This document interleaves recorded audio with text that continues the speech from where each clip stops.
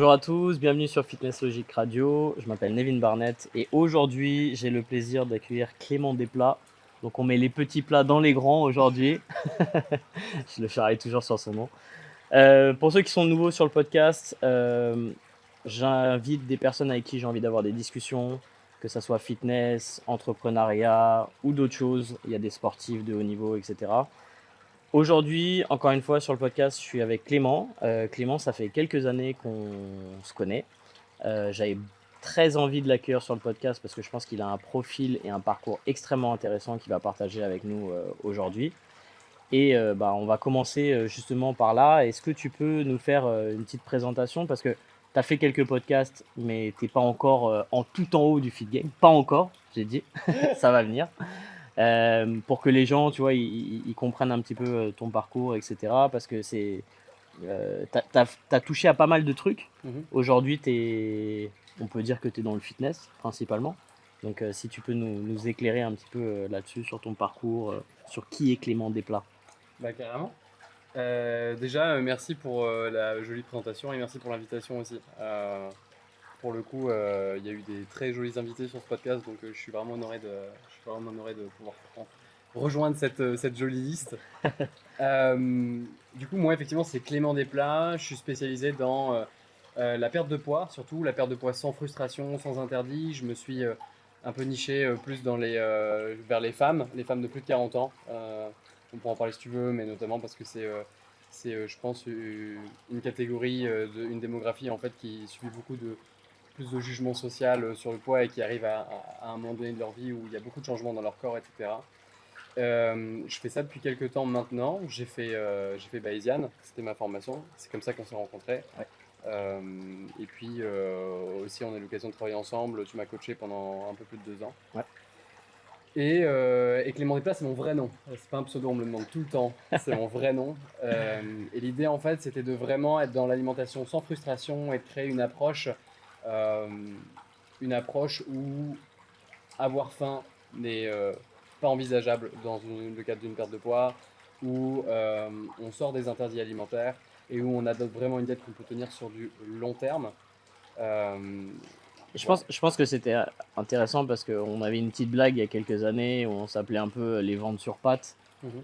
C'est vrai que tu as un bon appétit, j'ai un bon appétit. On aime bien la bonne bouffe, on aime bien se faire plaisir quand on mange, etc. Et souvent, c'est perçu comme quelque chose qui est euh, polarisant en fait d'une certaine manière. Tu peux pas te faire plaisir en mangeant et tout en ayant des objectifs physiques. Je pense que c'est peut-être là aussi où tu t'es un petit peu reconnu sur nos profils. Pour revenir à Bayesian, parce que c'était notre premier point d'entrée et de rencontre, si je dis pas de bêtises, tu as fait le PTC 5 ou PTC 6? 6. PTC 6, ok. Euh, tu avais déjà vu Bayesian quelques années avant, tu t'étais posé la question ou tu t'as vu le truc et tu t'es dit bon bah vas-y, je saute le pas. Tu connaissais Antoine, je crois, des réseaux Ouais, initialement. je suivais Antoine sur YouTube déjà depuis quelques temps. Il y avait des passages, des périodes où je le suivais plus que d'autres moments. Ok, Toi, je te connaissais que via les vidéos d'Antoine pour le ok. coup. Donc j'avais déjà entendu parler de Bayesian et on avait déjà eu cette conversation à un moment donné, mais vraiment, moi à la base, Bayesian, c'est une formation que j'avais faite un peu par défaut parce que j'avais aucune idée de. Je m'étais pas plus renseigné que ça, j'avais aucune idée de la profondeur du programme, etc. Et en fait, j'avais déjà ciblé des formations plus américaines pour pouvoir m'aider dans mon parcours de coach. C'était en dehors de mon budget à ce moment-là. Bayesian était dans mon budget et du coup, je me suis dit, bah, ça peut être une belle mise en jambe, on va dire, une bonne initiation. Et en fait, ça a largement dépassé mes attentes. Pour le coup, je m'attendais pas du tout à avoir tout ce contenu-là. Et j'ai pas du tout ressenti le besoin d'aller chercher autre chose derrière, quoi. Ok. Et quel a été l'impact du coup sur Bayesian par rapport parce que je pense que c'est important. Peut-être avant Bayesian, tu peux nous dire un peu ton parcours, tu vois, avant d'arriver là. Je pense que c'est important, tu vois, pour les gens qui comprennent un processus et Mhm. que t'as pas démarré, tu vois, t'as pas fait bac puis Bayesian puis fitness. Je pense que c'est Clairement. important, tu Mhm. vois, aussi pour expliquer ton approche à la nourriture et tout. Clairement. Moi, j'ai fait une école d'ingé à la base, donc j'ai un profil ingénieur. Dans l'aéronautique aussi. Ouais, Donc c'est vrai qu'en plus quand on a connecté derrière, etc., on avait quand même team ingénieur. ces petits points communs là. Et du coup, j'ai vraiment ce côté très cartésien, très. Voilà, j'aime bien me reposer aussi un minimum sur des véritables données. Je suis quelqu'un d'assez rationnel, je pense. Donc j'ai fait un parcours d'ingénieur, j'ai travaillé dans l'aéronautique chez un gros avionneur français. Euh, et en fait, c'était pas une vie pour moi, clairement. Et en fait, si tu veux, désolé si, pour mon ancienne équipe, etc. Mais il y avait des moments où ma activité était en dents de scie, des moments vraiment, moi j'ai un peu frôlé le bore out, tu vois, où vraiment je m'ennuyais au travail. Ok. Et du coup, en attendant, moi je lisais les blogs un peu de Marketing Mania, Nathalie Hasson aussi, qui est un américain que j'aimais bien. Et je regardais un peu tous ces gens qui devenaient un peu nomades digitaux et tout ça, et je me disais, putain, cette vie, elle existe, quoi, tu vois, et en fait, Ouais. je pourrais aller tâter ça. Donc en gros, à la fin de mon CDD de 3 ans là-bas, ils m'ont proposé de rester, j'ai dit non. Euh, j'ai pas voulu prendre de CDI et j'ai essayé de monter une première boîte dans l'e-commerce. Ça, c'était quelle année, ça? Ça, c'était en 2017, 2017, ok. Ouais. c'est ça. Pendant un an, je suis retourné vivre chez mes parents, qui était une expérience mitigée, avec du bon C'est et du moins bon, c'est mais toujours difficile, hein. Ça quand m'est tu as pris arrivé aussi. l'indépendance, Ça m'est arrivé en 2012 quand je suis revenu de République tchèque. Je voulais trouver un appart à Paris et en fait, bah, c'est pas aussi simple que de claquer des doigts. Et pareil, j'ai passé, je crois, 6-8 mois chez mon père. C'était aussi un challenge. c'est ça. Et en même temps, l'entente se passe extrêmement bien avec les parents. C'est vraiment plus une question de cours naturel des choses où toi tu prends un peu ton Bah indépendance oui, ton et tu te autonomie et tout. retrouves à devoir rendre des comptes. Et c'est pas évident. Ouais, c'est clair. Euh, et du coup, pendant un an, j'ai essayé de vivre de cette activité-là de e-commerce. C'était plus dans la musique, pour le coup. Des baguettes de batterie, ça s'appelle Vicori, j'ai créé ça. Aujourd'hui, la boîte existe toujours, mais au bout d'un an, voilà, je me payais toujours pas avec, c'était compliqué. Et T'étais j'avais. batteur, toi? Ouais, depuis que j'ai 9 ans. Ok, d'accord. Depuis que j'ai 9 ans, je fais de la batterie, j'ai eu un groupe de musique à l'époque, j'ai fait du journalisme musical aussi, tout un parcours dans la musique aussi, c'est grosse passion. Et ma chaîne YouTube, avant de parler de nutrition et tout, je parlais de musique avant. Ok, d'accord. Euh, et en fait, comme je me payais pas, j'avais en plus à l'époque une copine qui habite à Paris. Ok. Et bref, beaucoup de choses qui ont fait que je m'étais dit, bon, dans un grand groupe, j'étais pas épanoui, on va essayer le salariat dans une start-up. En mode, T'as voilà, la même idée que moi. Startup Tu t'es dit, Nation, ça ouais, va c'est être le. l'environnement. C'est ça, C'est l'environnement qui le fait pas, je vais exactement. essayer autre chose. Et en vrai, j'ai travaillé du coup pour une boîte qui s'appelle Side.co, qui est une boîte qui faisait partie du réseau The Family, etc. T'avais une side Euh, chick aussi ou pas? Pardon? T'avais une side chick ou pas? Side chick? Ok, c'est pas grave. J'ai pas la vanne, j'ai pas la ref. Euh, du coup, Side, ça s'est vraiment bien passé, c'était une super expérience. La boîte avait grossi très vite, etc. Mais à un moment donné, je devais prendre une nouvelle responsabilité. Bref, ça s'est pas fait. On a fait une rupture conventionnelle, je suis parti. Et puis à ce moment-là, c'était genre peut-être 1 ou 2 mois avant, 1 mois avant le confinement. Ok, Donc très bon timing pour une rupture conventionnelle, sinon avant je suis pas sûr que je l'aurais parfait. eu, tu vois, Ouais. si ça avait été après. En plus, bref, du coup je vivais à Paris là, j'ai fait 1 an de confinement où j'ai commencé à me dire, bah, tout en cherchant du travail à côté, et si j'essayais un peu le côté nutrition, c'est là où je me suis inscrit à Bayesian. Ouais. Et en fait, moi j'ai pas fait ma première séance de sport volontaire en dehors du cursus scolaire, c'est à l'âge de 21 ans. Waouh. J'avais jamais fait de sport avant, Ok. c'était pas du tout dans mes questionnements. Et figure-toi que ce qui m'a donné envie de me Et tu faisais mettre à aucune la. activité? Franchement, non. Ah ouais? Ah, moi je joue aux jeux vidéo, mec. Ah ok, d'accord. Je lisais des livres, je jouais aux jeux vidéo. T'es vraiment un nerd, quoi. Ouais, Ok. j'étais un gros nerd. Enfin, je veux dire pas d'activité sportive vraiment volontaire, ça m'est arrivé de jouer au foot avec mes potes comme tout le monde. J'avais fait un peu de tennis, j'avais fait un peu de tout ça, tu vois. Ok, ok. Mais ce que je veux dire, c'est que j'avais pas ce côté, tiens, je vais prendre ma santé en main, tu vois. Ok, d'accord. Je vais. Et t'as pas grandi en faisant une activité sportive J'ai essayé différents trucs, mais genre le tennis, au bout de 10 ans, ça m'a gavé. Ok. J'ai fait du scoutisme, tu vois, donc on fait des jeux un peu, peut-être ça compte. Au secours. Non, donc vraiment que dalle. Et en fait, c'est ouf, c'est ce qui m'a donné cette envie de m'intéresser au corps, etc. Figure-toi que c'est parce que ma sœur, un jour, elle est rentrée, elle a une lubie un peu avec les librairies. Quand elle va dans une librairie, elle achète toujours quelques bouquins, tu vois. Elle est rentrée un jour à la maison, elle avait acheté 4 bouquins. Elle dit voilà, je vais lire celui-là. Si tu veux, tu peux en choisir un que tu peux lire là. Et dedans, il y avait la semaine de 4 heures. Ok. Tim Ferriss. Et c'est ça qui a commencé à me donner cette lubie sur le nomade digital, etc. Et en fait, Tim Ferriss a aussi écrit un deuxième bouquin après qui s'appelait Le corps de 4 heures, qui est une énorme bouse sur le côté vraiment factuel, scientifique, etc. en gros, faut pas suivre ce bouquin pour se dire je vais utiliser les données qu'il y a dedans pour faire des interventions sur moi. Par contre, ça a commencé à me sensibiliser sur putain, en fait, on peut prendre en main sa santé, on peut être dans l'auto-expérimentation. Ça, j'aimais beaucoup en fait son approche là-dessus, etc. Donc, c'est pas un bouquin que je recommande pour choper des conseils, mais c'est un bouquin que je recommande dans l'approche en fait. Plus dans ok, le mec il s'est dit, et si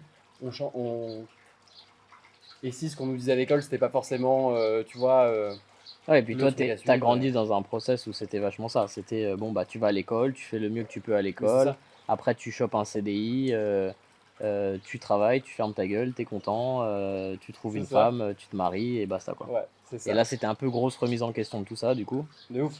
Et Euh, en plus, à une époque où j'étais en mode, ok, j'aime pas mon corps, constat, j'aime pas mon corps, je suis mal à l'aise dès que je me mets torse nu, etc. Toujours eu un très gros appétit qui est pas facile à gérer. J'ai jamais été en surpoids, mais ça a toujours été des gros up and down, tu vois, pour ok. essayer de gérer ça. Et du coup, je m'étais dit, il doit exister les données pour gérer ça, et c'est à ce moment que je commence à m'y intéresser, en fait, tu vois. Et pourquoi tu voulais pas être gros?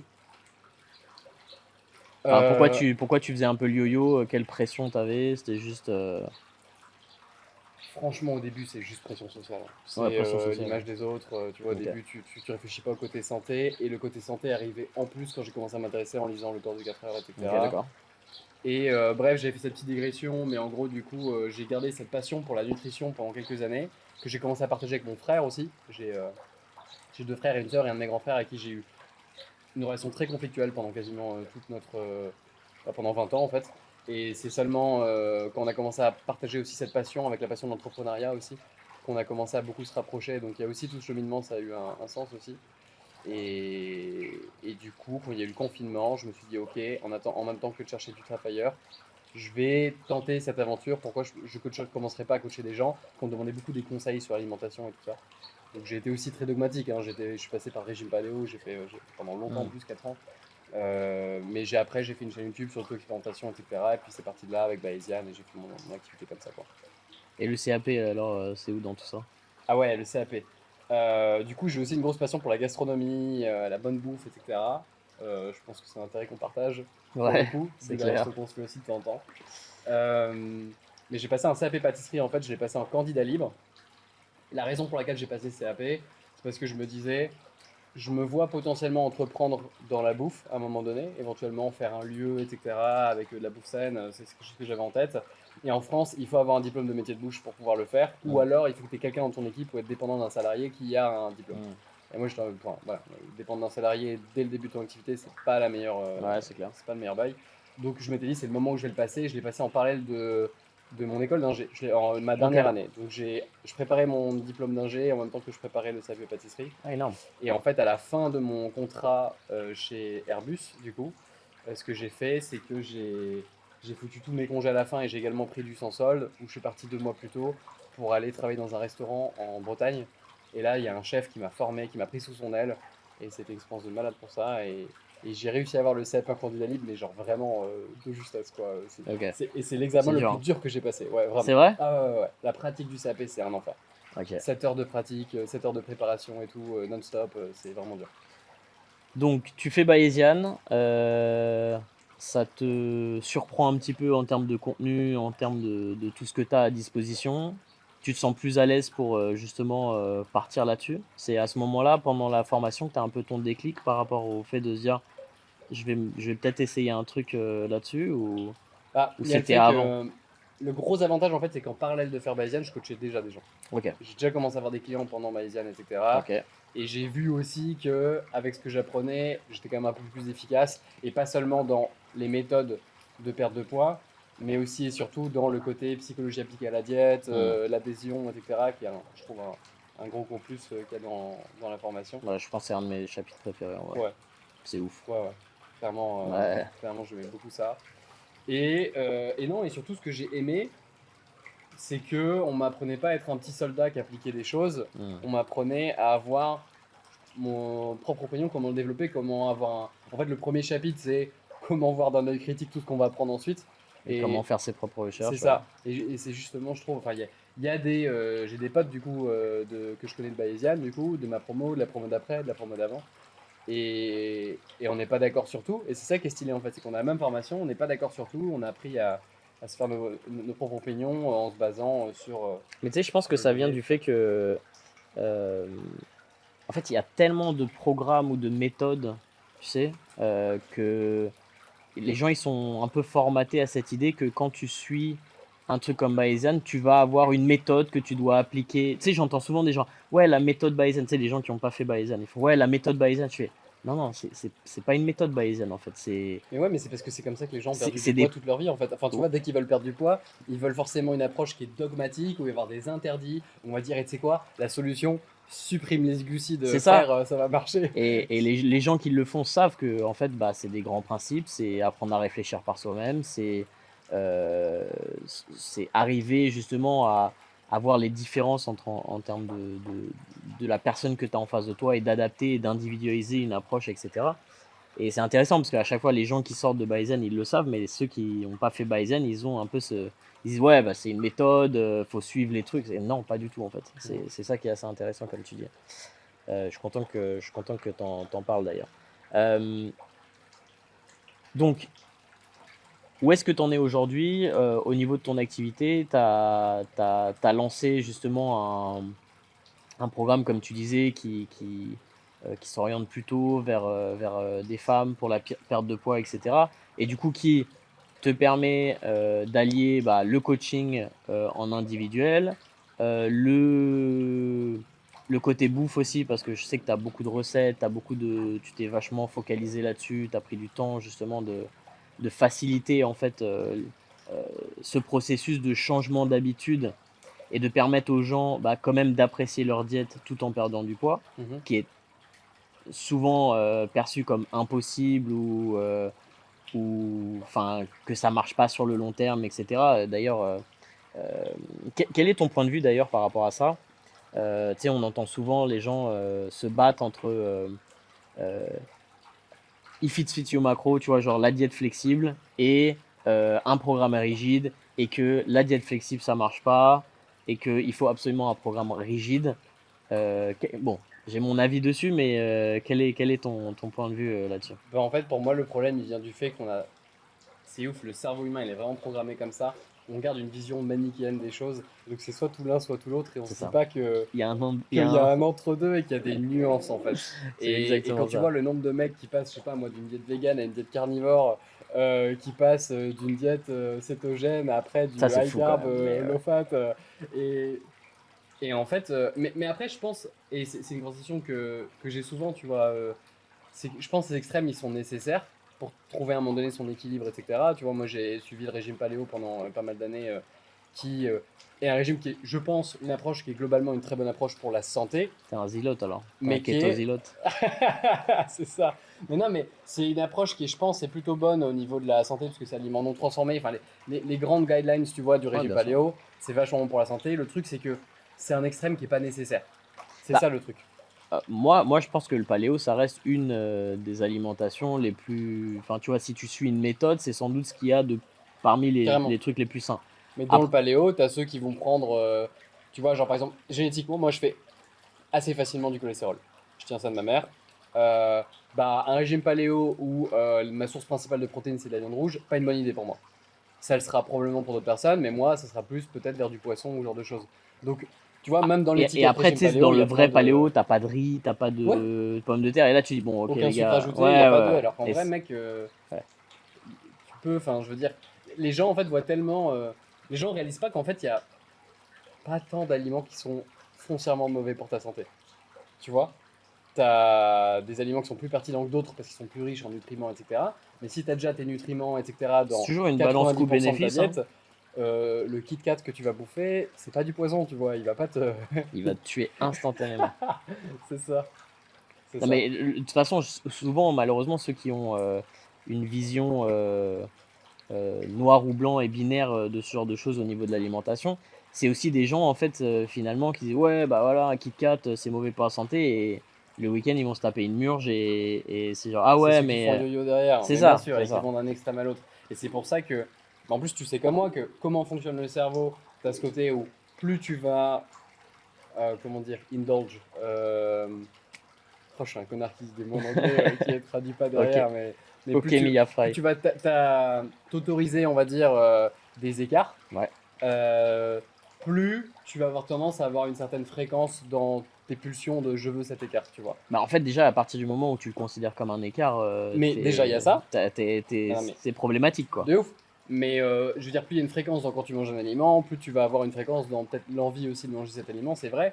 Et donc, dans un monde idéal, ne jamais manger cet aliment qui est pas facile à faire tenir dans ta diète, bah, si on était des robots, ça serait la meilleure façon en fait d'avoir des résultats. Sauf qu'on n'est pas des robots. Et, et je pense vraiment que si t'es pas prêt à supprimer un aliment jusqu'à la fin de ta vie, bah, le supprime pas pendant ta période de perte de poids, tu vois. Il y a des façons de l'intégrer d'une manière ou d'une autre, bien sûr avec une stratégie, mais je pense que c'est ça qui fait que, ce qui fait que les gens font un effet yo-yo, c'est parce qu'il y a un écart qui est énorme entre leur diète de perte de poids et leur alimentation normale du quotidien. Et en fait, la véritable solution long terme, c'est de trouver quelque chose qui va être au milieu, qui leur permet d'atteindre leur objectif de perte de poids, sans différer totalement de, tu vois, sans supprimer les choses qu'ils aiment, etc. Et du coup, ils n'ont pas l'impression de se priver, et du coup, le rapport à la nourriture devient beaucoup plus sain en fait.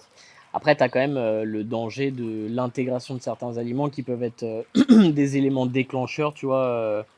Il y a certaines personnes, ils peuvent pas manger, genre, tu vois, par exemple, quand je mets en place une alimentation ad libitum, Mhm. c'est ok, bah, tu peux manger un carré de chocolat noir si tu arrives à manger un carré de chocolat noir. Ouais, bien sûr. Et il y a des gens, malheureusement, c'est tu commences chocolat et tu y retournes et en fait, tu t'es tapé la tablette de chocolat. Et il y a d'autres aliments qui sont comme ça et qui te font sortir de ton régime et qui te font retomber dans un cycle infernal qui est problématique, quoi. Et d'où le principe de l'individualisation en fait. Ouais, C'est que bien sûr. personnellement, moi, le côté, pendant longtemps, j'ai vendu mon programme en fait comme un do it yourself. Tu vois, genre, tiens, je te montre comment on fait et à toi de te créer ta propre diète parce que je te montre exactement comment tu vas pouvoir créer ta propre diète qui fonctionne pour toi. Et en fait, ça a ses limites. Ça a ses limites parce que, enfin, déjà, en plus, moi, j'aime beaucoup le contact humain, donc j'aime bien accompagner les gens. Mais au-delà de ça, même dans les résultats, ça a ses limites que même les gens, en ayant noir sur blanc exactement ce qu'il faut faire, euh, ils ont besoin de quelqu'un aussi pour les accompagner ou quelqu'un qui va avoir l'expérience de terrain pour leur dire, bah, tu vois, ça te concerne un peu moins, mais plus ton énergie là-dessus, dans ton cas, ou tu vois, même si effectivement, tu vois, on voit que dans ton cas particulier, si on intègre cet aliment, ça devient compliqué à gérer, donc peut-être qu'on peut l'intégrer sous une autre forme ou trouver quelque chose de différent, etc. Donc, il y a aussi, j'ai eu un gros changement dans ma façon de coacher, où maintenant, je fais plus que de l'accompagnement individuel. Ok. Euh, D'ailleurs, par rapport à ça, tu sortais de Baizen, donc tu avais toutes les connaissances. Pourquoi est-ce que tu as voulu qu'on travaille ensemble? Euh, Il y a plein de raisons à ça. Il y a eu une première raison qui était 100% égoïste, qui était que je me reconnaissais beaucoup dans ton profil, je savais qu'on s'entendait sur plein de choses, mais Mhm. factuellement sur le terrain, tu avais beaucoup plus d'expérience que moi. Ok. Et tu avais vraiment aussi ce statut de mentor pour moi déjà via Bayesian.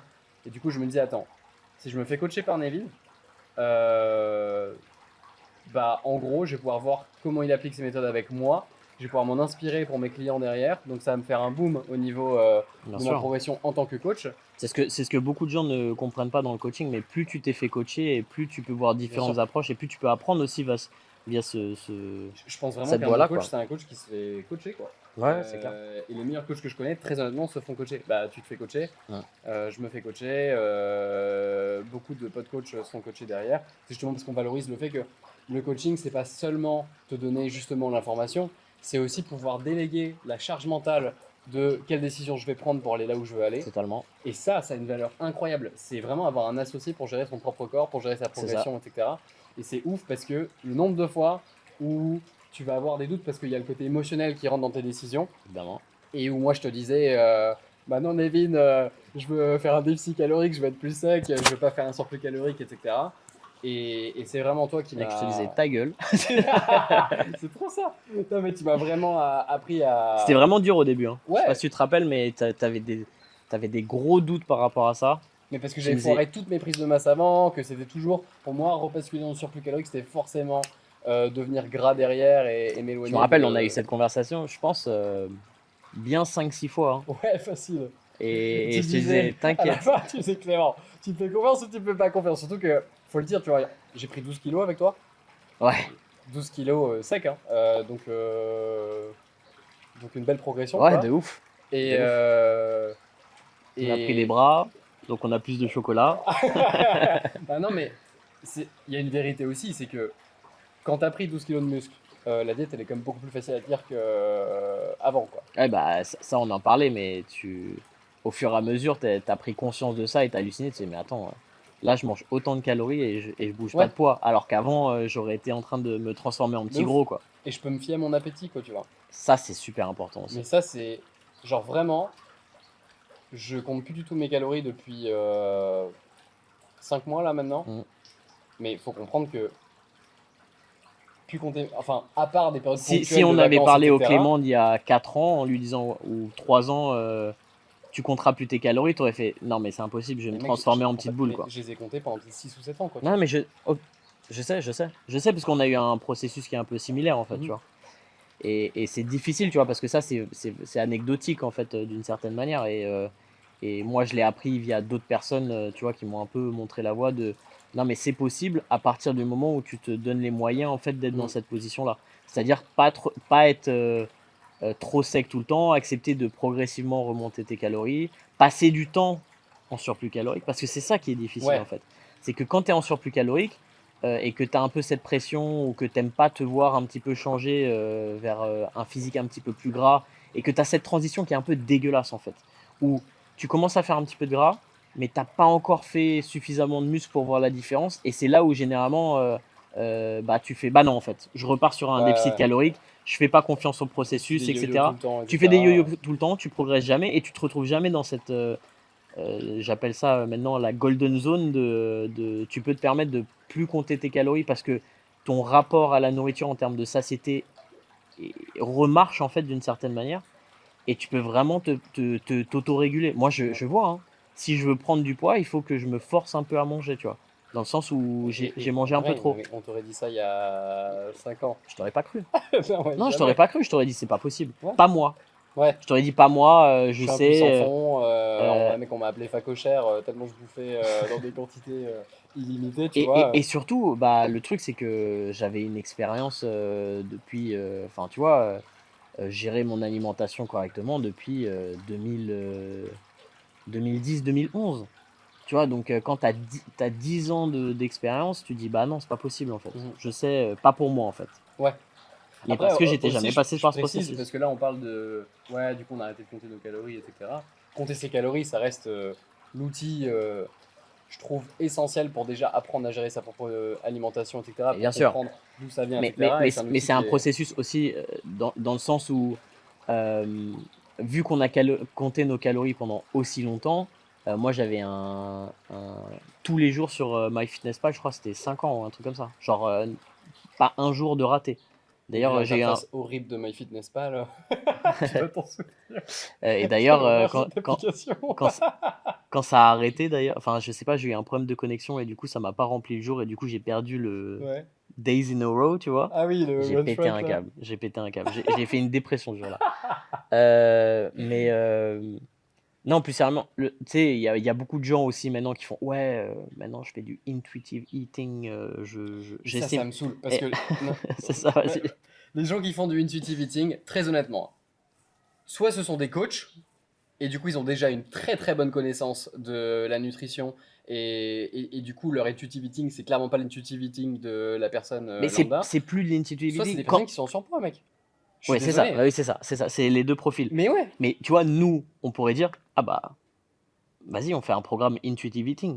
En vrai, on pourrait le faire. On fait Mais ouais, bah suis ce que mais je fais. Mais le problème c'est c'est que comme si un t'as mec pas qui le s'entraîne au poids du corps alors qu'il a construit son physique en salle, tu C'est vois. ça. Si t'as pas le passé justement d'avoir suivi tes calories pendant, tu vois, comme nous, 4, 5, 6 ans, bah ton intuitive eating, il n'est pas le même en fait. Moi, Non. je regarde une assiette, enfin toi aussi, et on peut estimer de manière assez proche, tu vois, qu'est-ce qu'on a en termes de calories. Quelqu'un qui a C'est pas jamais suivi ses intuitif. calories, C'est mais des c'est pas connaissances et intuitif. des C'est compétences que ça. tu as développées, quoi, tu vois. C'est pas Et donc intuitif ça te du tout. demande de. Tu sais, c'est comme, j'aime bien utiliser l'image du mec qui fait du free jazz.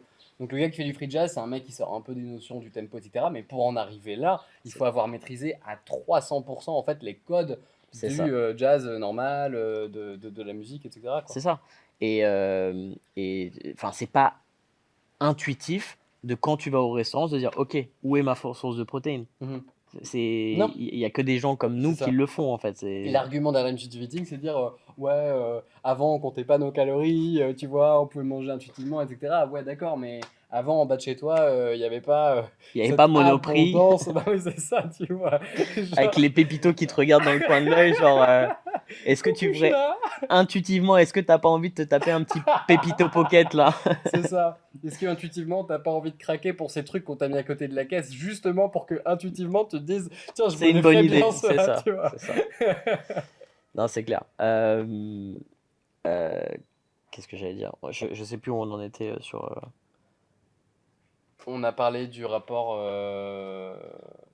On a parlé du Oui, rapport. Comment est-ce que. du Ouais, du coaching coaching. et le fait de te retrouver justement dans cette position où tu comptes plus tes calories et tu continues à progresser. Alors après, on a travaillé quoi? 2 ans ensemble, je crois. Mhm. Aujourd'hui, tu as envie de te focaliser un petit peu plus sur d'autres aspects de ta pratique sportive, Ouais. en particulier le fait de progresser sur le street workout. Ouais, c'est ça. Parce que tu sais qu'en surf, tu me rattraperas jamais, donc tu te dis. Je Ah, rigole. le mec habite ici, en fait, à Bali. Moi, je suis juste de passage. Non, je rigole. Donc, qu'est-ce qui t'attire dans le street workout? Pourquoi tu veux. La première, je me rappelle très bien, il y a des années, je suis tombé sur une vidéo sur Facebook d'un mec qui tapait une planche. Hmm. C'était même pas une vraie planche, je crois que c'était une straddle planche, donc c'est planche avec les jambes écartées. Euh, pour ceux qui savent pas ce que c'est quand tu te tiens vraiment en équilibre parallèle au sol, juste à la force de tes bras. C'est absolument monstrueux et je me suis dit, et je voyais le gars qui faisait des transitions avec du L-sit, avec des figures comme ça sur je me suis dit, mais défier la gravité comme ça, c'est incroyable. Et c'est vraiment ça qui m'a donné envie de me mettre à la musculation, etc. et de me dire, putain, je veux atteindre ça. Et, euh, et ouais, je trouve il y a une satisfaction de maîtriser son corps, des nouveaux mouvements, tu vois, de débloquer ça. Et ça rejoint un peu aussi ce côté que j'aimais bien dans les jeux vidéo, tu vois, où tu Hmm. unlock des Tu nouvelles level up et tout, ouais, compétences et ok. tout, ouais, c'est ça. Donc j'aime beaucoup ça. Il y a un côté, un rapport à la beauté que j'aime énormément dans le côté. Il y a un côté artistique, tu vois, aussi dans le fait de pouvoir faire tout ça. Donc ça me parle beaucoup, quoi. Ok, ok. Et comment tu te vois alors, un autre truc que je voulais te demander justement par rapport au coaching, c'est là où je voulais aller tout à l'heure, euh, c'est que bon, tu as eu des connaissances théoriques, tu mets en pratique, etc., ce qui est à mon avis très important pour un coach. Qu'est-ce qui a évolué un petit peu dans ta vision de ta pratique ces dernières années, tu vois? Que ça soit au niveau de ton alimentation, bon, ça on a déjà fait un petit passage. Au niveau de ta pratique, qu'est-ce qui a changé pour toi? Qu'est-ce que tu as appris un petit peu? Qu'est-ce qui a chamboulé un petit peu ta perception de l'entraînement, etc., ces dernières années-là? Euh, Déjà, mon rapport au corps, il a vachement changé où euh, je vois plus la. Alors, j'ai un attrait plus grand que toi pour les physiques peut-être plus secs, etc., que je considère comme plus esthétique, là où toi, dans la partie plus bodybuilding, tu vas peut-être plus valoriser un physique plus massif, je pense. Non, j'apprécie toujours, enfin forcément, un physique sec, c'est super attractif, mais en fait, je sais ce que ça traduit aussi, tu vois, pour la Ah plupart des oui, gens. non, c'est clair. Bah, tu vois, et je ressens pas autant la nécessité d'être aussi sec que je pouvais l'avoir avant, en ayant expérimenté ça aussi avec le coaching avec C'est-à-dire que tu toi. as des personnes qui naturellement, et je pense que vraiment c'est défini par les niveaux de satiété naturelle à un Ouais. certain niveau de body fat, qui vont faire qu'il y a des personnes qui arrivent à se balader sans trop de difficultés avec des physiques plus secs que d'autres. Tu vois, c'est une réalité. Ils ont d'autres difficultés hein, potentiellement, mais Regarde Sam. ouais, exactement, ouais. Euh, le truc, c'est que j'arrive maintenant, quand je vois un physique sec, à pas oublier qu'est-ce que ça représente Ouais, pour la plupart des gens, tu vois. En ouais, termes c'est exactement ça. de compromis social, en termes de compromis d'énergie, en termes de. Enfin, tu vois, toutes ces choses de. Bah ouais, si je veux être sec comme ça me plaît, je préférerais potentiellement être ça. Mais ça veut dire que potentiellement, je vais pas progresser, Mhm. je vais rester à ce status quo. Je sais que sur mon quotidien, ça va prendre une grosse partie de mon énergie mentale bah, de me dire ok, il faut que je fasse mon cardio, il faut que je pense à mes repas, je suis un peu super Food food focus, focus c'est ça, tu deviens obsédé par la bouffe, etc. tout le Déjà, temps. mon feed Instagram, il a changé depuis, Moi, c'est depuis mon, que j'ai fait Ultra Sec, je vois avec des cookies. moi, c'est mon Ça, YouTube, hein. Vraiment, c'est fou, c'est incroyable. Tu le vois changer petit à petit, tu sais. Et tu vas regarder des trucs de bouffe et des trucs comme ça, et tu fais, attends, mais c'est ouf, quoi. heureusement que j'utilise pas TikTok parce que sinon, Sinon là, Ouais, ce serait l'algorithme, catastrophique. il m'aurait tué. Mais du coup, ouais, il y a ce côté-là et il y a aussi, je trouve, il y a bien le terme quand tu parlais vraiment de cette golden zone où tu es dans ce petit surplus calorique, tu peux tenir sur le long terme et tout, parce que c'est vraiment le terme, tu te sens incroyablement bien dans cette zone-là, je trouve. Mm. Euh, Même, enfin, tu vois, hormonalement, au niveau de tes niveaux d'énergie, au niveau de ta libido aussi, il faut le dire, tu vois, au niveau de tout ça. Euh, et après, autre chose euh, qui a changé dans mon coaching, c'est que à l'initiative, je le faisais vraiment en mode pour les mêmes raisons pour lesquelles moi j'avais voulu changer mon corps à un moment donné, qui était aussi ce côté bah, esthétique, rapport aussi au regard de soi, regard de l'autre aussi. Euh, et en fait, avec le temps, je me suis beaucoup intéressé plus à la partie santé, santé long terme, longévité, etc. Et, et mes motivations dans mon coaching, c'est plus du tout les mêmes, quoi, tu vois. Et ce que j'essaye, alors bien sûr, quand tu vends une transformation physique, tu vends toujours aussi, tu as besoin de ce côté esthétique. Moi, j'avais envoyé un Oui, mail à mais ma communauté il n'y a pas longtemps, tu c'est vois. souvent la première étape d'une C'est ça. transformation mentale en Ouais, fait, c'est et ça. de rapport à ton corps, rapport à la Ouais. santé et tout, hein. Mais la vérité, c'est que t'as des choses dont il faut être conscient, tu vois. Genre, quand tu es en surpoids ou en obésité, tu as plus de chances d'être dépressif, tu as plus de chances de. Enfin, tu décuples tes risques de c'est genre le facteur de mortalité numéro un, tu vois, même avant la cigarette. Enfin, c'est quand même. Donc, il y a cette partie vraiment ou même au-delà de ça, être en surpoids ou en obésité, ça te freine, ça t'enlève des moments de ta vie, en fait, ça t'enlève des moments de qualité, etc. Et ça, c'est des choses qui m'animent plus. Donc la raison pour laquelle je fais mon coaching, ça a pas mal changé. Et aujourd'hui, qu'est-ce que tu estimes être ta force dans ton approche qui potentiellement te différencie des autres et qui fait que tu penses que tu vois, t'as ta place, Mhm. tu vois ce que je veux dire? C'est-à-dire que tu as des qualités. Qu'est-ce qui est pour toi tes qualités les plus importantes justement pour aider les gens et dans cette démarche? Euh, il y en a, il y en a quelques-unes. Une des premières à laquelle je pense, c'est je suis vraiment profondément, j'aime vraiment profondément les gens en fait, le contact avec les gens. J'ai une grosse empathie pour mes clients, je pense qu'ils le sentent. Et, euh, et mine de rien, ça joue énormément dans la relation qu'on peut construire avec eux et dans le fait de pouvoir aussi individualiser efficacement et tout. Donc il y a ça. Il y a le côté que bah, j'ai une expérience en cuisine, en restauration, en pâtisserie. Et du coup, j'ai cette obsession d'aller trouver les bonnes recettes qui sont extrêmement bonnes pour vraiment prendre du plaisir dans l'alimentation au quotidien.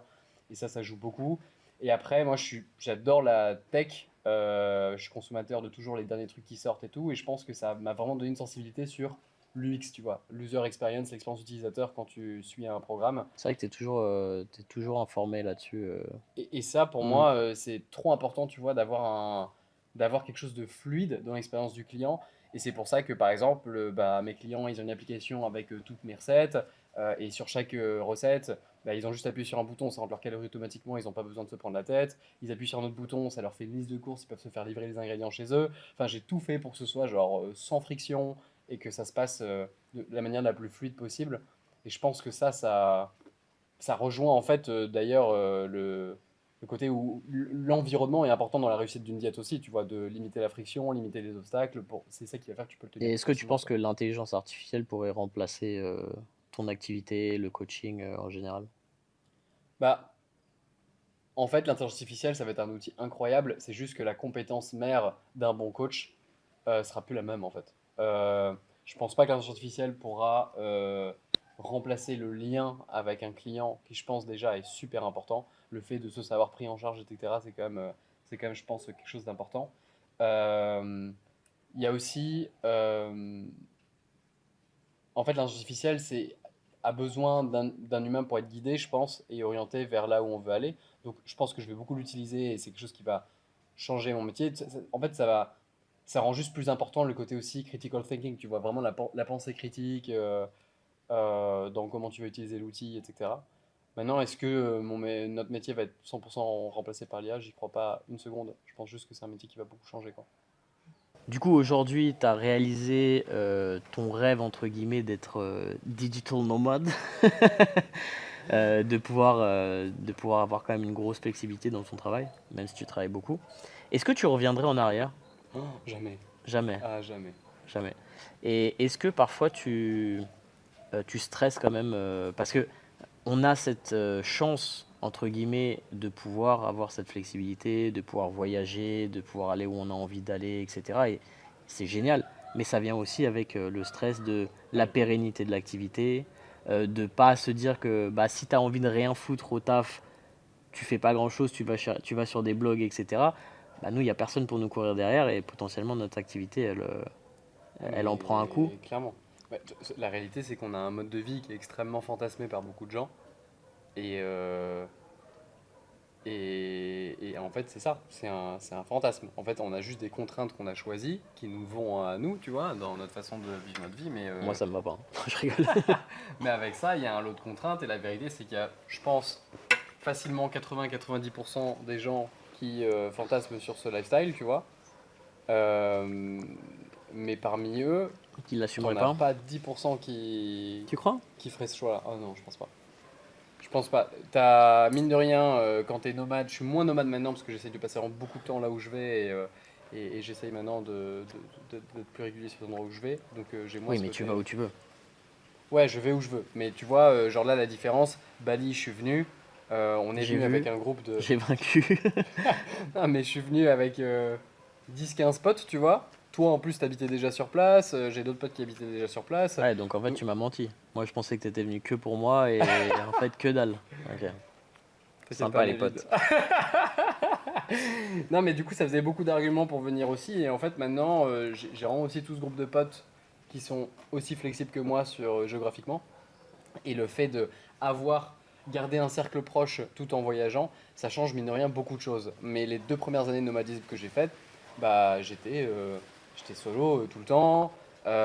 Toutes mes aventures amoureuses, elles duraient pas plus de un mois. Euh, et Quel homme. Une femme dans chaque port. c'est ça, exactement. Cachez vos filles.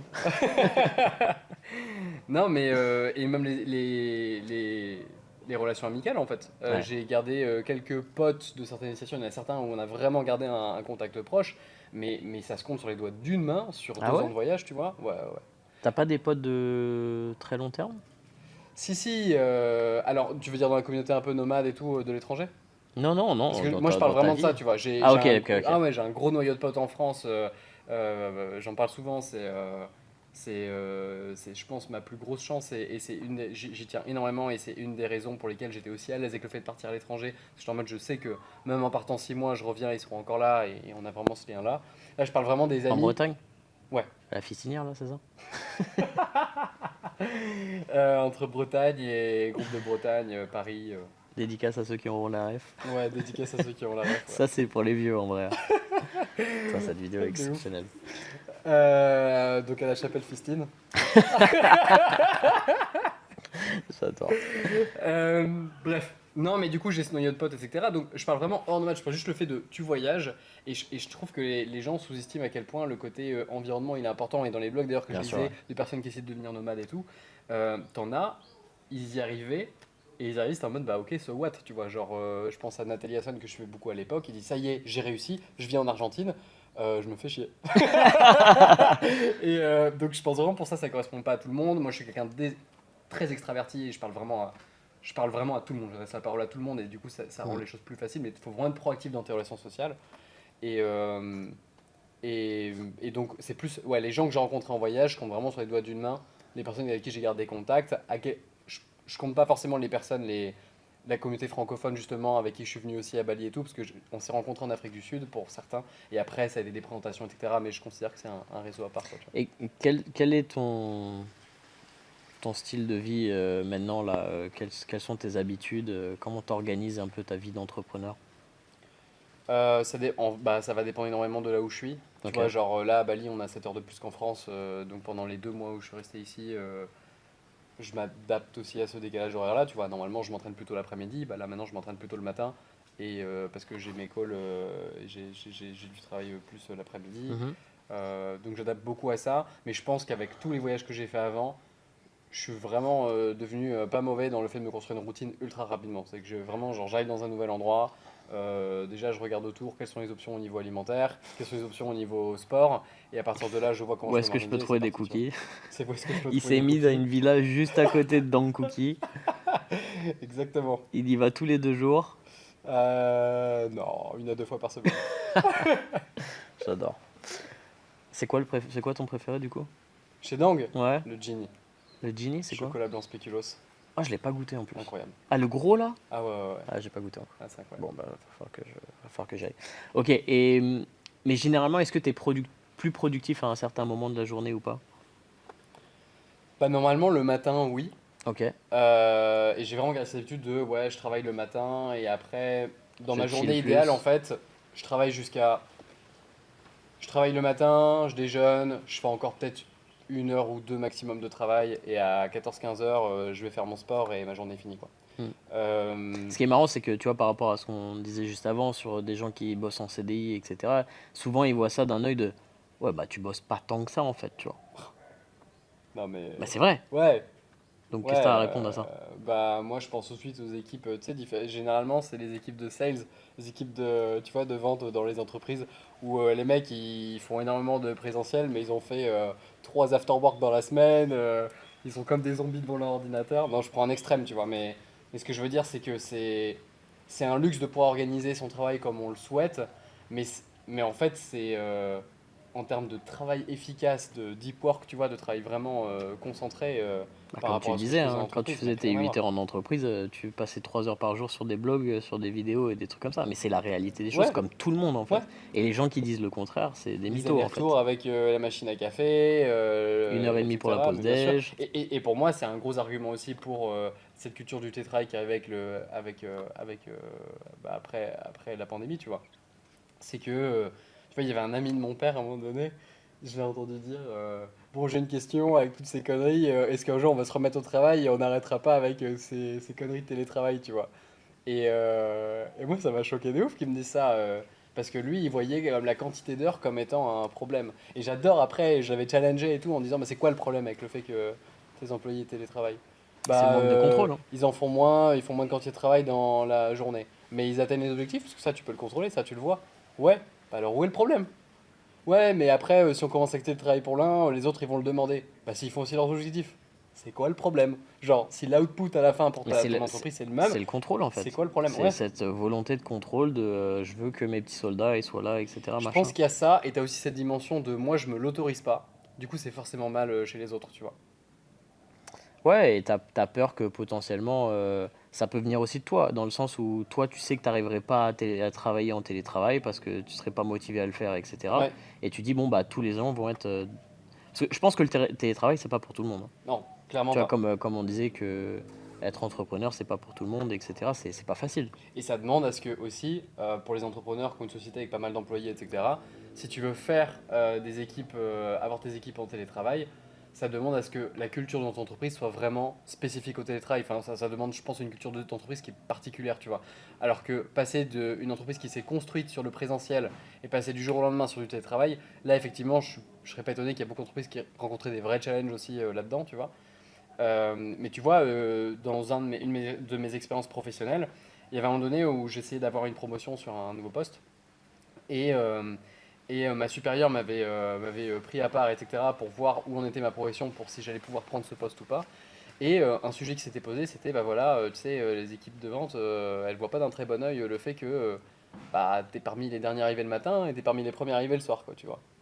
Et après, j'ai posé le truc en disant, ok, on va juste mettre un contexte. Pourquoi je fais partie des derniers arrivés le matin? Parce qu'en fait, je me lève à 6h30 du mat pour être à 7h à la salle de sport. C'est le seul moment de la journée où je peux faire mon sport en étant à Paris, tu vois. Ensuite, j'arrive au travail juste après ma séance de sport. Là, je sais que je suis là en mode deep work et je fais mon travail efficace. Et bah, je repars autour de quoi, 18h30 dans ces eaux-là. Je suis pas le dernier parti, mais en fait, bah, j'ai envie d'avoir un semblant de vie sociale. Et à 22h, 22h30, je suis couché pour pouvoir me lever à 6h30 le matin pour aller à la salle de sport et ainsi de suite. Du coup, les heures que je passe en entreprise, c'est des vraies heures de travail, quoi. Et après, j'avais enchaîné en disant, est-ce qu'il y a un problème avec mes objectifs? Non, bah on en reparle quand tu veux quand il y a un problème avec les objectifs, mais, mais jusque-là, c'est pas un sujet, quoi, tu vois. Mm. Ah, c'est intéressant. Euh, Aujourd'hui, comment tu te vois évoluer en termes de où est-ce que tu vas habiter? Est-ce que tu vas essayer de voyager encore un petit peu? Est-ce que tu as envie de te poser quelque part? Comment tu vois ça?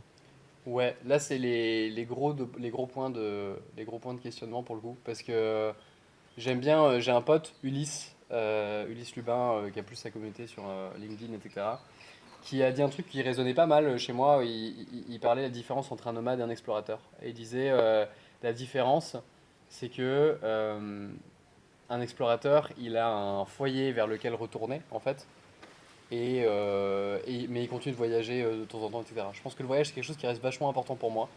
Euh, et je me vois trouver un pied-à-terre et avoir un rythme autour de peut-être 6 mois, tu vois, ou 5 mois, 7 Ouais, mois. ça me plaît aussi, ouais. Ça, c'est un rythme que j'aime bien. Et après, bon, on verra ce que ça donne, mais j'ai démarré une relation récemment où on se pose aussi ces questions-là de, ok, si on emménage ensemble, ça serait où?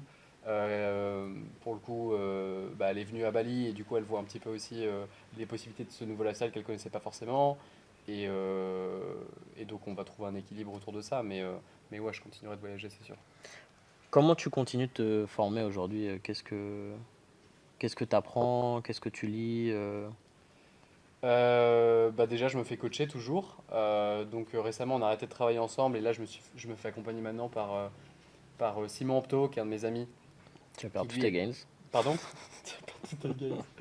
Non, j'ai imposé de garder une séance jambes quand même. Parce qu'en street workout, les gens, ils entraînent pas trop les jambes. Ça. Mais parce que justement, ça faisait sens pour moi par rapport à ces objectifs de street workout de dire, ok, maintenant, je veux travailler avec quelqu'un qui est spécifique là-dedans. Donc il y a ça. Il y a le fait qu'aujourd'hui je me fais coacher sur le plan business aussi. Je me suis fait accompagner en fait pendant 3 4 mois là pour ce nouveau business model que j'ai dans mon entreprise. Et là je viens de signer pour un nouvel accompagnement de 1 an avec cette même équipe parce que ça se passe très très bien. Mm. Euh, je me fais régulièrement coacher sur le plan développement personnel aussi. Encore cet été j'ai fait un séminaire avec David Laroche sur 5 jours, c'était génial dans le sud et tout. Donc je valorise énormément en fait ce côté aussi présentiel avec des coachs, avec le côté mentor, etc. Des personnes qui peuvent t'apporter, qui en fait ont un process qui fonctionne déjà. Et je pense que beaucoup d'entrepreneurs perdent énormément d'énergie à essayer de réinventer la roue, tu vois. Quand il y a des process, à un moment donné, c'est des trusses de process, tu ajoutes ta patte. Et ensuite, à force, quand tu maîtrises ce process-là, tu peux commencer à ajouter tes petits trucs à toi et changer un petit peu de ça. Mais voilà. Je lis aussi beaucoup. Je lis beaucoup sur business, je lis beaucoup sur le développement personnel. Donc ça, la lecture, c'est clairement un point important. Tu lis quoi en ce moment? Euh, Là, j'ai pas mal, j'ai pas mal lu du Hormozy pour le côté business, Ok, quoi, ouais. Alex Hormozy, clairement. Donc ça, c'est là. Je démarre le dernier bouquin de Jordan Peterson, Ok. 12 Rules for Life, je l'ai pas encore lu. Toi, tu vas te faire embrouiller Je vais me avec faire tes potes cancel, là. c'est ça. Je parle de Jordan Peterson, le psychologue, philosophe, et pas celui qui fait le buzz sur les shorts, etc. En fait, je trouve ça fou que son image soit tellement genre associée à ces sujets à débat, tu vois. Alors que quand tu lis ses bouquins, mais c'est même pas 1% du bouquin, tu vois, ce sujet-là, et il les aborde pas du tout non plus de la même manière ou tout ça. Donc non, ça reste quelqu'un de très intelligent, dont j'aime bien la philosophie et j'aime bien apprendre Bah, de en ces fait, gens-là, quoi. c'est les médias qui veulent le discréditer en fait sur son travail. Donc ils appuient sur les seuls trucs où C'est potentiellement il y a complètement une ça, ouais. discussion qui peut faire polémique, Ouais, etc. C'est toujours un peu pareil. C'est ça. Et puis c'est j'écoute des dommage. podcasts aussi. Ça, ouais, podcasts de temps en temps, j'aime Fitness bien Logic avoir Radio, Fitness Logic numéro Radio un. direct quand il y a des épisodes qui sortent. Salaud. On va faire quelques petits rapid fire questions. Vas-y. Plutôt été ou hiver? L'hiver, mais pas en France. L'hiver quand je voyage. Non, mais c'est tellement un hack ça, en vrai. Tu préfères l'hiver? Non, mais l'hiver, quand t'es à l'étranger et que du coup tu vis un hiver comme ici, en fait, t'as juste cette sensation Non, non, de. mais du coup, l'hiver ici, c'est pas l'hiver. Enfin, tu vois ce que je veux dire? Non, mais je vois ce que Tu tu veux préfères dire. le froid et la neige ou tu préfères Ah le beau non, temps bah et le là, je soleil? préfère clairement le beau temps et le soleil, ouais. Ok, bah voilà, c'est la question. Bah dans ce cas-là, dis beau temps soleil ou froid et neige, quoi, tu Bah, vois. pour n'importe quel Français qui va écouter ça, été ou hiver, Non, c'est. moi l'hiver, je le passe à Bali, je le passe au soleil. Pense à nos pauvres petits personnes qui n'ont pas encore franchi le pas de nous rejoindre dans notre secte des digital nomades. Après, je pense que l'audience extrêmement intelligente et qualitative qui écoute Fitness Logic Radio, ça va faire la différence, tu vois. C'est les auditeurs, c'est le nec plus ultra, c'est le Bah, je nectar, sais, c'est mais le. c'est pour ça que je me suis autorisé à pas faire la précision, tu vois. Merci d'ailleurs à tous qui écoutaient ce podcast. N'oubliez pas de lâcher un petit 5 étoiles ou une petite review là sur votre application. Ça fait toujours plaisir et ça permet d'inviter d'autres invités de qualité, d'avoir des conversations intéressantes qui nous permettent de nous améliorer au quotidien. Clairement. Et ceux qui sont arrivés jusque-là sur YouTube en commentaire, ils mettent, faut dire un mot. Mettez Cookie Dang. cookie, Cookie. dang, D-A-N-G, dang cookie. Super. Voilà. Comment tu commences ta journée généralement? Tu te lèves, tu fais quoi? Franchement, la classique journée du mec qui consomme du dev perso. Mais je me lève, douche froide. C'est vrai? Ah Douche ouais, froide ouais, direct? Horrible. C'est vrai, pourrais- tu fais pas de douche froide? Mais jamais. T'es un malade. Je prends jamais de douche froide. T'es sérieux? Même ici? Mais jamais. C'est toujours une douche chaude, moi. Moi, c'est le confort avant tout. Pourquoi est-ce que je me ferais ça, là? Horrible. En Horrible. vrai, Moi, le matin, j'ai besoin de 5-10 minutes facile pour émerger, tranquille. après, vraiment, moi, C'est la j'émerge violence. Moi, extrêmement vite le matin. tu te rappelles le jour où je suis venu et je t'ai cassé les couilles, là, au restaurant, j'avais pas une bonne journée? Ouais. Bah, si je prends une douche, c'est comme ça tous les jours. Ah merde. Ouais, ouais. Prends des douches chaudes. Non, mais ouais, douche froide du coup. Et après, je suis pas en mode. Je pense qu'il y a un côté surcoté à la douche froide où faut arrêter avec ouais, plein de bénéfices pour la santé, etc. Ok, Juste, Wim Hof. je me sens bien après l'avoir fait et ça me suffit et ça me permet de vraiment super bien démarrer ma journée. J'aime bien l'énergie que j'ai à ce moment-là. Et j'ai déjà fait pour le. En fait, tu vois, il y avait toute cette trend sur YouTube de ouais, je fais mes douches froides, 30 jours de douche froide, etc. Ouais, ouais. Moi, ça fait 5-6 ans que je fais des douches Non, froides. mais toi, t'es un tous les jours. précurseur. Mais non, mais c'est pas ça. Mais du coup, je suis en mode, bah, je peux plus la faire cette expérience, tu vois. Et du coup, j'avais fait pour Ah, rire ok, 30 d'accord. jours de douche chaude pour Pourquoi voir. pourquoi tu fais pas je fais 5 ans de douche froide? Ça fait 5 ans que je prends des douches froides, je- voilà où j'en suis. bah, parce que je savais même plus ce que ça faisait de. Je suis transformé en prendre des glaçon. douches chaudes, tu vois. C'est ça. Et du coup, j'ai fait 30 jours de douche chaude et tout. Et non, vraiment, il y a vraiment une différence là-dessus. Du coup, douche froide, ensuite méditation. Habitude beaucoup trop importante pour moi. Et ensuite. Pour ouvrir tes chakras. Exactement. Sinon, je suis pas connecté à mon, Mon inner you. à mon inner me. Quel est le mot qui traduit Et ensuite, en général, j'ai déjà, la plupart du temps, déjà programmé ma to-do de la journée la veille au soir. Mais je structure en fait, je regarde ma to-do et je structure un peu ok, dans quel ordre je vais gérer un peu mes tâches, etc. Comment tu organises ta to-do? Tu utilises un logiciel Franchement, Microsoft To-Do, je te jure, je vais pas plus loin. Microsoft To-Do, c'est quoi les tâches de la journée? Et après, les meetings, etc., il y a Je sais des pas pourquoi je slots. suis tellement contre Microsoft. Genre, dès que j'utilise un truc Microsoft, ça me. Je sais pas. Je pense que c'est mon Franchement, rapport à Bill Gates. Non, mais vraiment, je rigole pas. Vraiment, j'arrive pas à me détacher. Genre, je suis devenu ces dernières années anti-Microsoft, quoi. à cause de Bill Gates. Ouais, je pense, ouais. Pourquoi? Ouais, parce que c'est un pote d'Einstein et c'est des trucs qui Ah, me ok. froissent, tu vois. Epstein, ouais. Yes, bah en gros, en vrai, Microsoft To Do, ça fait largement le taf. Et ce que j'aime bien, par exemple, c'est que tu peux. Ça s'intègre dans Zapier aussi. Mhm. Et du coup, c'est con, mais s'il y a un typeform qui est rempli par un potentiel client pour un coaching, etc., ça m'ajoute une tâche. Enfin, ça permet Joli. de faire des choses sympas avec. Et ouais, je trouve juste, en fait, encore une fois, c'est. J'ai regardé d'autres solutions, mais je trouve que c'est tellement Quels sont les science-fiction. outils digitaux que tu utilises aujourd'hui? Oula, faudra être plus précis, mec, parce que Bah, au quotidien, en fait, quelle est ta stack? ma stack. Ta stack.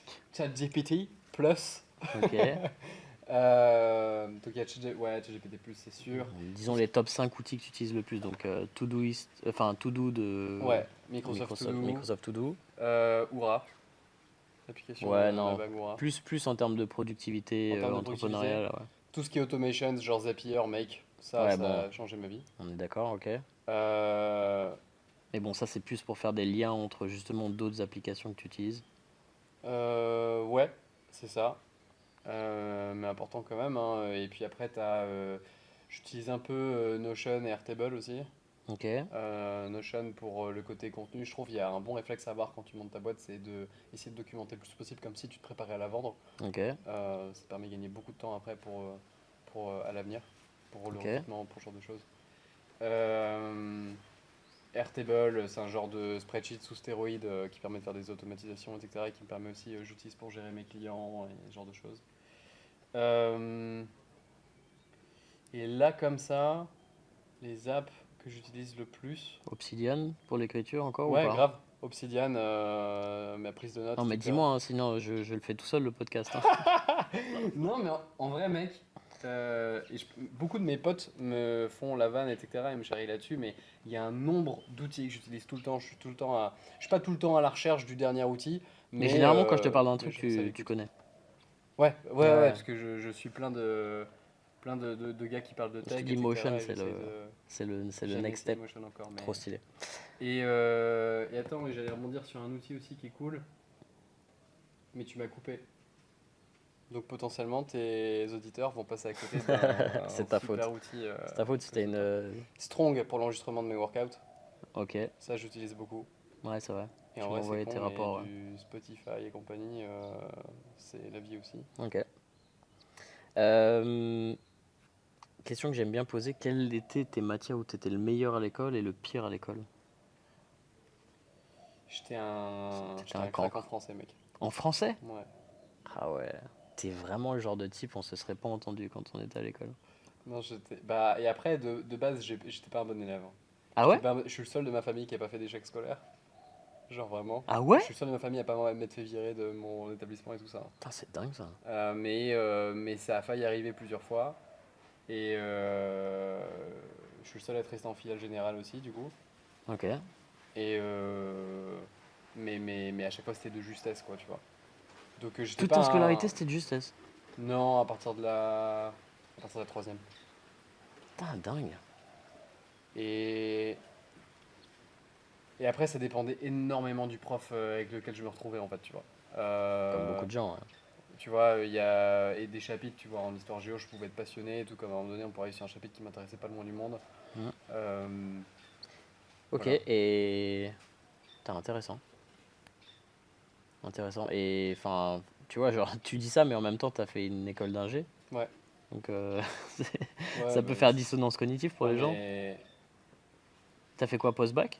ouais, Ok. c'est ça. La prépa elle était intégrée à l'école. Donc, plus facile à intégrer quand même initialement.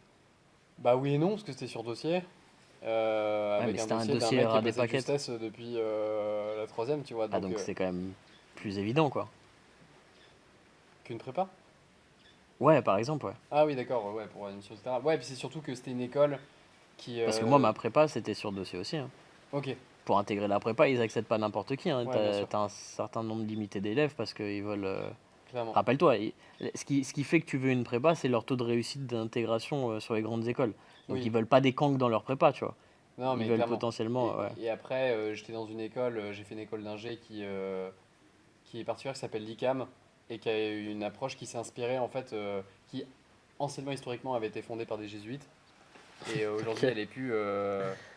c'est plus enseigné par les jésuites, etc. Mais ils ont gardé cette pédagogie-là. Et tu as vraiment ce côté ultra humain où tu as l'entretien et tout, où ils voyaient le profil, c'était important. Et Ok. en fait, moi, le temps que je passais pas à l'école, c'est le temps aussi où je passais à avoir d'autres expériences. J'avais un Hmm. groupe de musique, etc. Et ça a Ah, fait un stylé. profil qui les intéressait aussi, quoi. Intéressant. Euh, Quel conseil tu donnerais au Clément plus jeune? Franchement, juste fais confiance, quoi. Fais Parce confiance à que, quoi? À qui? bah, en toi, la vie, en tout ça, quoi, tu vois. Parce que t'as. J'avoue, faut que tu fasses confiance en moi, c'est Quoi? clair. Et Fais confiance, confiance à Nevin. c'est ça. C'est qui Nevin? T'inquiète. Bien, bien se passer, prise de masse. Il va te mettre dans la golden zone. C'est ça. Non, mais ouais, la vie en général, en fait. Parce que tu vois, toutes les expériences qui, sur le coup, auraient pu être considérées comme un peu négatives et tout, elles m'ont amené là où je suis aujourd'hui. Mm. J'ai zéro regret. Peut-être juste que j'aurais pu avoir eu des périodes de stress, d'anxiété à des phases de vie où même, tu vois, il y a toute ma scolarité que j'ai pas bien vécu du tout. Ok. Et le fait de. Ouais, le fait de savoir que t'inquiète, genre, ça va payer quoi. Pourquoi ta scolarité, si tu t'as pas aimé, c'est parce qu'on te volait ton goûter à la récré ou parce que justement, On me volait pas mon goûter à la récré, mais j'ai clairement jamais été le mec cool. J'étais le mec que je choisissais en dernier pour les équipes de sport, tu C'est vois. vrai. Ah ouais, ouais. Putain, franchement, je vois des gens, parce qu'il y a dans n'importe quelle classe, bah, t'as forcément les gens comme ça. Et je me dis que. Alors, moi, ma scolarité, ça a été des points positifs, des points négatifs. Mais c'est vrai que quand je vois ça, ça me. Putain, ça me donnait pas envie, tu vois. Ouais, Ça ouais, doit pas être facile, tu vois.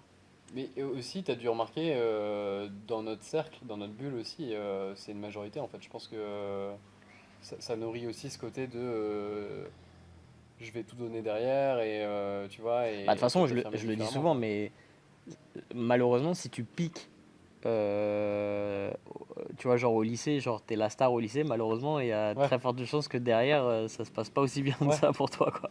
Non, et je pense que c'est ce qui m'a donné l'envie ouais, de dépasser. Au début, peut-être d'un côté un peu, genre je vais leur montrer, et après, à terme, c'est plus devenu, ouais, je sais pas, juste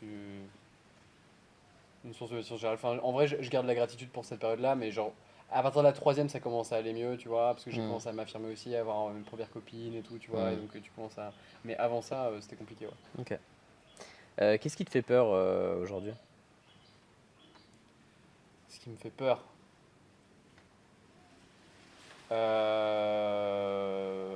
Perdre mes potes, je crois que c'est ouais, je crois que c'est con, tu vois, mais je valorise tellement mon cercle social, etc. Tu vois que ça, je pense que ce serait le genre de peur irrationnelle que je pourrais avoir. Ouais, parce que pourquoi tu Et perdrais tes potes? oui, non, mais on est d'accord. Tu veux dire qu'ils meurent ou genre que vous soyez Non, plus potes en du fait? genre ouais, c'est ça, ou Hmm. perdre la connexion avec eux, Bah, si tu etc. fais pas ta pute, tu devrais t'en sortir. Jusque-là, c'est pas trop arrivé, donc ça va. Et, et d'une certaine manière, le temps qui passe aussi, tu vois. Genre, pas seulement le corps qui change et tout, juste que bah on est là quand même pour pas si longtemps que ça.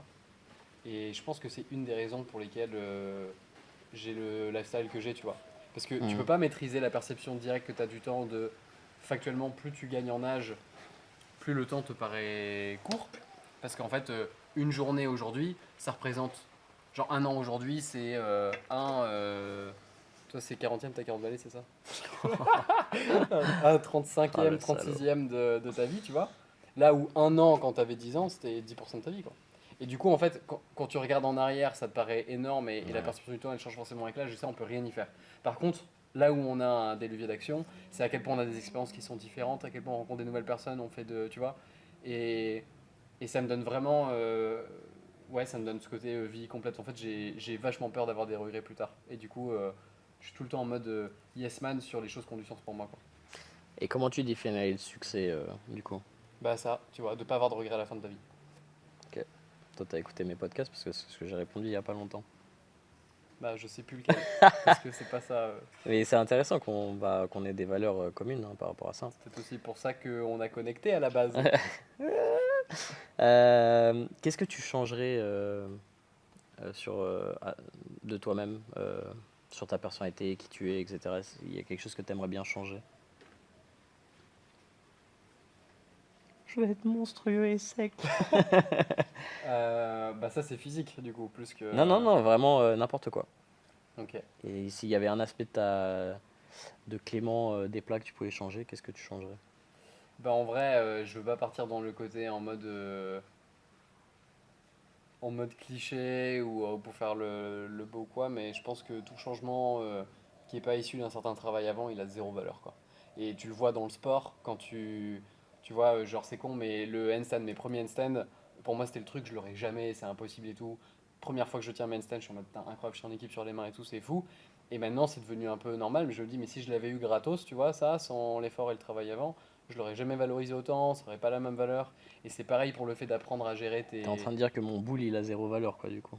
Que je travaille pas pour et, et que j'ai un mec, fessier développé. il y a peu de gens qui travaillent son boule autant que toi.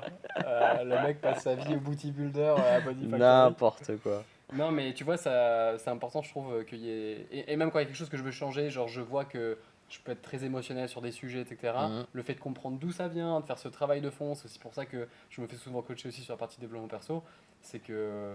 C'est qu'en fait, ça me permet d'avoir les avantages, d'avoir cette conscience de qu'est-ce que ça fait que d'être trigger par ces choses-là, tu vois. Et en même temps, de puis être depuis être, comment dire, la victime de ça, quoi, tu vois. Quel est quelque chose que tu détestes faire? Il y en a certaines quand même. Toute la partie, franchement, administrative, ça c'est l'administratif, c'est l'enfer sur terre pour moi, c'est vraiment un truc. Alors, Bah, moi, je le fais pas. Du coup, tu vois, c'est c'est ça ça. mon gros Non, mais le problème. peu que je dois faire, en vrai, ça va, tu vois, ça Et, pourrait être et pire. pourtant, tu as l'air vraiment plus meilleur que moi sur cette partie-là. Bah, je procrastine pas dedans, mais j'aime pas ça. Ah, moi, je procrastine Et, de ouf. et j'essaye en fait de voir comment je peux déléguer les choses que j'aime pas faire. Mais il y a ça. Ah si, il y a un truc que je déteste faire, c'est les small talk mondains, tu vois. Ah, Ça, putain. oh, mais genre, savoir comment ça s'est passé avec ta collègue hier, je m'en bats les couilles. Et même avec, et c'est une des raisons pour lesquelles je trouvais ça. À un moment donné, j'essayais de me réinstaller à Paris, etc. Et je me rendais compte que les moments que je passais en fait avec mes potes proches étaient plus des moments de qualité. Parce que tu as ce côté un peu after work, genre ça vient régulièrement et tout. C'était plus autant les moments de qualité que je pouvais avoir avant. Et je suis pas bon, je sais pas faire semblant de m'intéresser à des choses, Tu vois. tu vois, parler des gens et tout, c'est pas trop mon. C'est quoi le meilleur compliment que tu as jamais reçu? Le meilleur compliment que j'ai jamais Ouais. reçu. Oh putain. Alors Dur déjà, celle-là, hein. c'est une question qui est très stylée. Peut-être que je te la piquerai si un jour tu m'en parles. Le plus beau compliment que j'ai reçu, euh, je dirais qu'il y en a deux. Le premier, la première fois que je me suis fait coacher au niveau business, on avait Ouais. un exercice à faire où on devait demander à nos proches, on devait faire une liste de 10 proches et leur demander Je crois que tu m'en avais parlé, ça. qu'est-ce que tu admires le plus chez moi, tu vois. Ouais, ouais, Euh, Et ça, mais franchement, si vous avez des doutes sur vous-même et tout, faites cet exercice, c'est ouais. Ouais, c'est incroyable. super bien. Parce que ça permet aussi de Mm. voir où est-ce qu'il y a tes forces et tout. Et c'était vraiment le côté, ouais, t'es tout le temps dans le passage à. Tu sais, t'es tout le temps dans le passage à l'action, la facilité de connexion avec les gens, etc. Et moi, c'est des choses que je valorise, donc ça, c'était un beau compliment. Et c'est con, mais la première fois que j'ai eu des compliments sur mon physique par des meufs. Parce que. Mais non, mais Ben non, mais culturellement, les femmes font moins facilement des compliments c'est vrai. à des hommes. Et en fait, ça a été le Faites des moment compliments, mesdames. où il y a eu un changement dans mon identité de ok, maintenant, je suis le mec bien gaulé.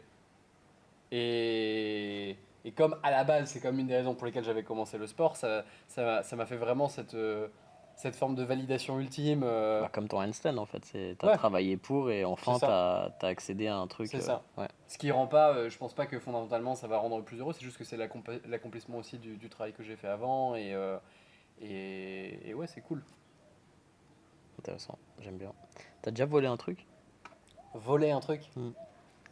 Putain, si j'ai déjà volé un truc, ça remonte. Je pense que les derniers trucs qu'on pourrait considérer comme voler, ça serait genre je prends un truc en plus en supplément et on oublie de me le faire payer, je le dis pas, tu vois, ou genre de choses. Donc c'est soft, C'est tu pas vois. volé, Mais ça. non, mais C'est bénéficier de l'erreur d'autrui. c'est ça. Bah, j'en bénéficie de temps en temps. Euh, mais voler un truc, non, franchement, j'ai en horreur le vol. Alors, ça m'est Mm. arrivé, c'est sûr, hein, je suis pas un saint. Mais il y a longtemps. Ils sont pas mal tes micros DJI là. De quoi? Putain, j'avoue. C'est mes micros là. Exactement. C'est quoi la première chose que tu remarques chez les gens quand tu rencontres une nouvelle personne? Ou les choses auxquelles tu fais attention? Souvent, un truc qui revient beaucoup quand j'apprécie rapidement des gens, c'est que c'est des gens qui dégagent. Tu sais, il y a des gens, ils dégagent une bienveillance naturelle qui est ouf. Hein. Ils ont vraiment cette énergie où. Genre empathie? Je sais pas si c'est de l'empathie. Je pense qu'il y a une forme de ça, ouais. Ou des gens qui s'intéressent profondément à toi, mais vraiment t'as un côté genre sincère et en même temps d'une manière saine, tu vois, où t'as pas de déséquilibre aussi dans la valorisation de l'un ou de l'autre dans l'échange et tout ça. Et, et ouais, juste qui Ouais, dégage cette j'aime bien les gens bonne qui sont énergie, tu vois. curieux. Ouais, Tu vois. Et tu le sens en fait que c'est.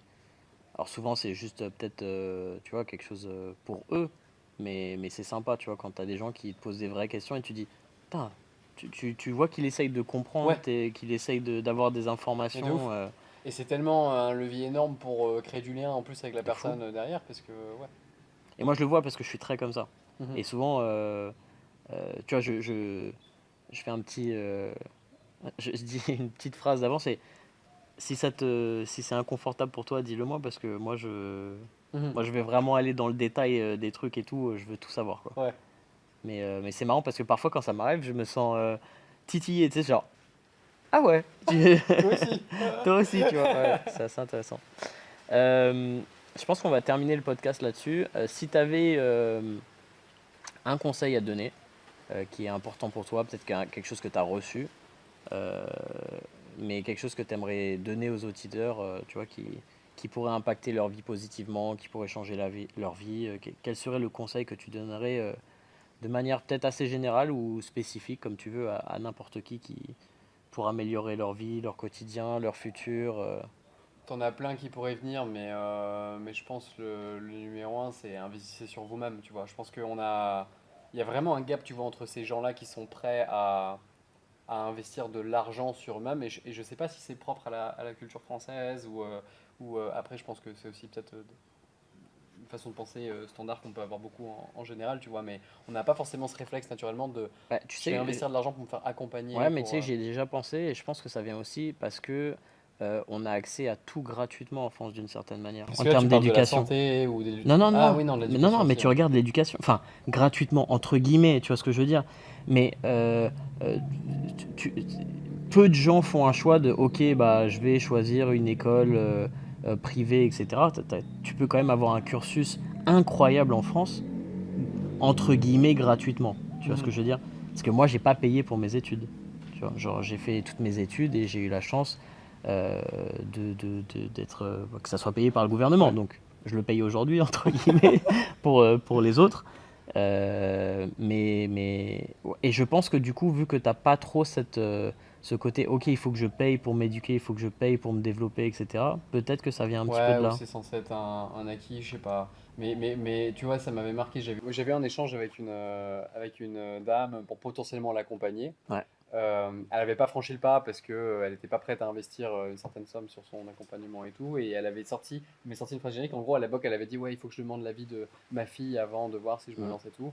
Et sa fille lui a projeté sur elle des préjugés sur l'investissement avec des coachs et tout. Et elle a sorti vraiment cette phrase géniale. De toute façon, les gens qui dépensent 2000 euros dans un coaching sont des pigeons manipulables. Waouh. Ouais, donc la violence, tu vois, du truc. Et on parle quand même d'une dame qui m'avait dit que bah, son surpoids actuellement, on avait fait lien avec le fait qu'elle rêve de faire Saint-Jacques de Compostelle aujourd'hui, elle ne peut pas le faire. Et c'est son projet l'année prochaine, là, dans l'état actuel, elle ne peut pas le faire. Elle ne peut pas garder ses petits-enfants en autonomie, son fils ne lui laisse pas le faire parce qu'elle n'est pas en état physique de pouvoir s'en occuper et tout à cause de son surpoids. Toutes ces choses-là, me dire, mais attends, mais tu vois, genre vraiment, tu vois, genre 2000 euros pour résoudre genre ce problème-là à vie, ça les vaut pas quoi, tu vois, genre Ouais, c'est dingue. et tu vas pas l'emporter dans ta tombe, tu vois, ton argent. Donc Ouais, c'est clair. et je dis ça, c'est une somme générique, c'est pas une question de ça, c'est plus cette démarche d'investir sur soi. Et moi, je pense que j'ai vraiment investi franchement plus de 10 000 euros, aidé beaucoup d'argent sur moi-même, Ouais. etc. Et c'est Moi, même plus, hein, je et je pense. le referai de temps. Enfin, j'ai pas assez de temps dans ma vie pour résoudre tous mes problèmes par moi-même, quoi. Non, c'est clair. Et il faut apprendre de l'expérience des autres, il faut apprendre via, tu vois, tout ça, enfin, si tu y as accès, de le faire, quoi. C'est Carrément. vraiment très important et ça revient en x10, hein, généralement. Ouais, de ouf. Regarde, entre guillemets, Bayesian, d'une certaine manière. Ouais. L'investissement économique que tu as fait par rapport à ce que tu as eu en retour. Les Bayesian, le coaching avec toi, les coachings en dev perso que j'ai pu faire, les coachings Et business, pareil pour etc. moi, hein. Enfin, Moi, j'ai fait la première version d'une certaine manière de Bayesian, la version anglaise, et pareil, ça a changé ma vie, quoi. Donc, bah, tu m'étonnes. Maintenant, voilà quoi. exactement. Petit t-shirt, lien dans la description. Les tatouages bientôt? Évidemment, évidemment, ça sera mon premier. Clément, merci beaucoup pour cet échange. Pour les gens qui ont envie de te retrouver, tu es présent sur Instagram, sur YouTube. Il Ouais, y aura ton site internet, tout dans la description. Donc, si vous voulez aller voir, n'hésitez pas et allez lui faire un petit coucou. clairement. Le top du top, c'est surtout si vous vous sentez concerné dans la problématique de la perte de poids, avec la frustration, sans frustration, etc. et vraiment durable. J'ai une communauté sur Facebook pour ça et je peux vous envoyer une invitation si jamais vous me sollicitez pour ça, pour qu'on puisse, euh, pour qu'on puisse en parler aussi directement. Bah, n'hésitez pas. Merci Clément. Merci de m'avoir invité, c'était cool.